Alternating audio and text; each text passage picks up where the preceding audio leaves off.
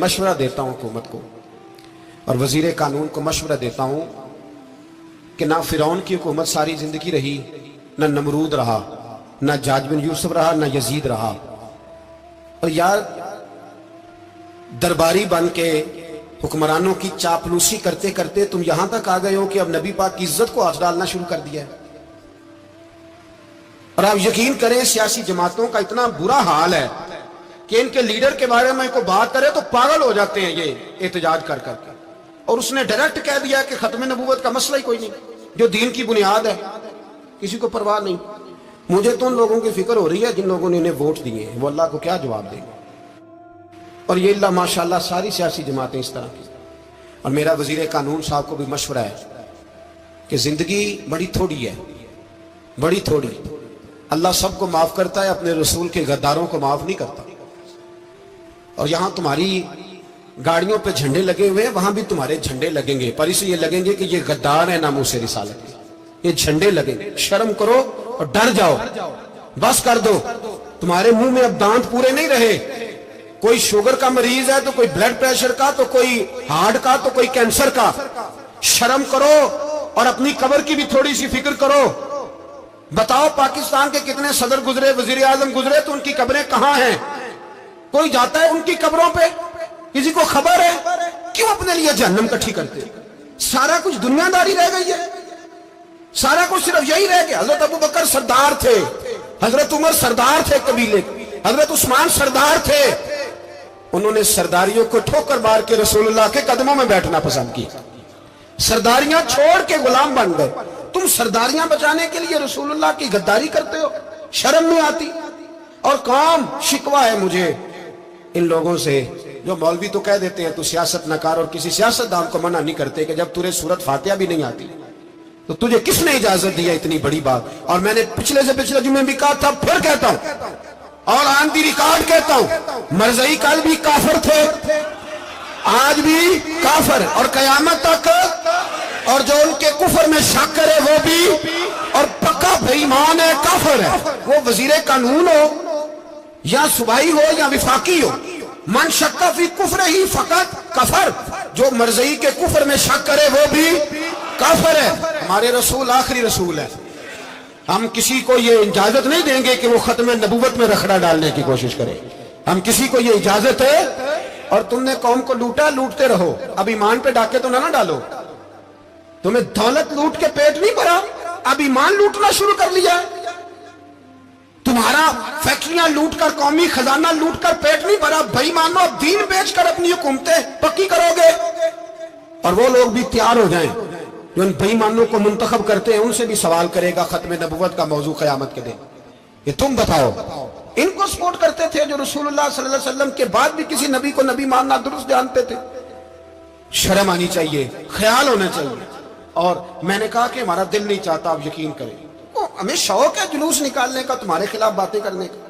تم نے روز تھرمامیٹر نکالا ہوتا ہے، چیک کرتے ہو کہ ایمان کتنا ہے کتنا نہیں ہے۔ یہ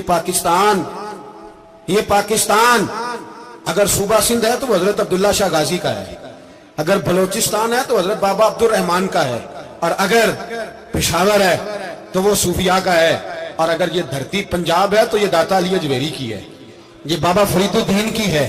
اس میں کسی غدار کو قبضہ کرنے کی اجازت بالکل نہیں ملے گی۔ اور ہم وہ لوگ بھی نہیں جو چپ کر کے اندر سوتے رہیں، قوم جو کرتی ہے کرتی رہے، ہمیں پرواہ نہیں، نہ ایسی کوئی بات نہیں۔ کوئی بندہ نہ سمجھے کہ انہیں ہوش نہیں، انہیں پتہ نہیں، ہمیں سارا کچھ ہی آتا ہے۔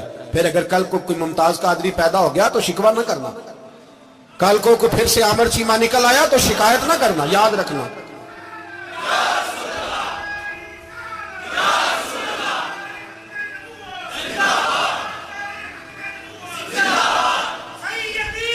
تو میرے بھائی کھول کے بولو، یا نبی رسول کے بولو صلی اللہ۔ تو یہ مشورہ ہے، جزاک، تو یہ تمہیں مشورہ ہے۔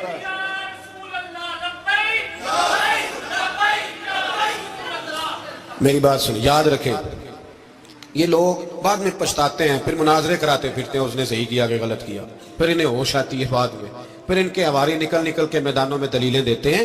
اس لیے ہمارا مشورہ ہے یہ کہ یہ اپنی حد میں رہیں، اور جو کام تمہارے ذمہ، میں نے کہا نا تم نے بڑا لوٹا، یہ قوم روز تمہیں موقع دیتی ہے لوٹنے کا، یہ موقع دیتی ہے، تو تم نے دولت لوٹ کے پیٹ نہیں بھرے، اب ایمان لوٹنے کے چکر میں آ گئے ہو۔ یاد رکھو مسلمان گناہگار ہیں، غدار نہیں ہیں۔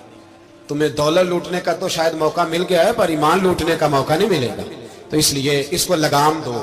اور ویسے بھی کتا جو پالتو ہوتا ہے نا، اس کو گھر کے اندر سنگلی سے باندھ کے رکھنا چاہیے۔ یہ تمہارے بوٹ چاٹتے ہیں، بھونکتے ہیں تمہارے حق میں، وزارتیں لیتے ہیں، ہم نے تو کوئی وزارت نہیں لی تم سے، اور نہ ہمیں شوق ہے، اس لیے کہ ممبری کیا کرنی ہے جس کو ممبر رسول عطا کر دیا جائے، اس نے کیا کرنی ہے یہ ممبریاں جس کو پکا پکا ممبر رسول دے دیا جائے، تو اس لیے اس سے باہر آؤ۔ میں نے کہا بڑے بڑے نمرود، فرعون، قارون دفن ہے، تمہارا بھی نام تک نہیں ہوگا، بالکل نام نہیں ہوگا۔ اس لیے ہمارا مشورہ، اور آپ لوگ بھی آئیں نا یہ اگلے سال، تو ان کو کھڑا کر کے پوچھ لینا، اسلامی جمہوریہ پاکستان کا تم نے ایم پی ایم نے بننا ہے، پہلا کلمہ ہی صحیح سنا دو، چلو خدا کا واسطہ یہی بتا دو کہ تمہیں نماز بھی ڈھب سے آتی ہے کہ نہیں، اور آپ کی موج ہے، آپ بٹھا لیتے ہیں سر پہ، کیا کرے، سمجھانے والے مفت گناہگار ہو گئے اور بہکانے والے سب تمہارے یار ہو گئے۔ اس لیے یہ چھیڑتے ہیں جان بوجھ کے، اور پھر جب کوئی ممتاز قادری علیہ رحمہ پیدا ہوتے ہیں، پھر انہیں دشواری ہوتی ہے، پھر ان کا جینا مشکل ہو جاتا ہے، یہ موقع دیتے ہیں، پتہ نہیں کس کے ایجنڈے پہ عمل کر رہے ہیں۔ میرا سوال یہ ہے، میں نے پچھلے جمعے پھر میرا سوال ہے کہ میں پوچھتا ہوں، اس آدمی کو ضرورت کیا ہے ختم نبوت پر بات کرنے؟ جب امت مسلمہ کے متفق کا فیصلہ ہے کہ مرزئی کافر، اسمبلی نے بل پاس کر دیا کہ مرزئی، ان کو اقلیت قرار دے دیا، اور جب سے وہ اقلیت بنے، نہ ہم نے ان کی عبادت گاہ جلائی، نہ ہم نے ان کو قبروں سے نکالا، نہ ہم نے، پر ٹھیک ہے جیسے عیسائی رہتے ہیں، یہودی سے کس ملک میں رہتے ہیں وہ بھی رہے، اقلیت بن کرے، کوئی اعتراض، پر تم انہیں کھینچ کھونچ کے کیوں قریب کرتے ہو؟ تمہارا کیا جرانہ ہے ان کے ساتھ؟ بتاؤ تو صحیح۔ ان لوگوں سے ان کو چاہیے اپنے منہ میں لگام ڈالیں، اور اگر نہیں ڈالیں گے پھر انشاءاللہ ڈالی جائے گی، اور بڑی تگڑی ڈلے گی، اور پھر ایسی ڈلے گی، ایسی ڈلے گی۔ سلمان تاثیر جب مرا تھا نا، تو 5-5 لاکھ روپیہ مولویوں کو آفر کی جنازہ پڑھاؤ، 5-5 لاکھ روپیہ چھوٹے چھوٹے مولویوں کو۔ اور داتا صاحب کی مسجد کے خطیب بھی صوبائی جو تھے، وہ خطیب تھے، ملازم تھے، انہوں نے کہا کہ ایمان نہیں بھیجنا، نکالنا ہے نوکری سے تو نکال دو۔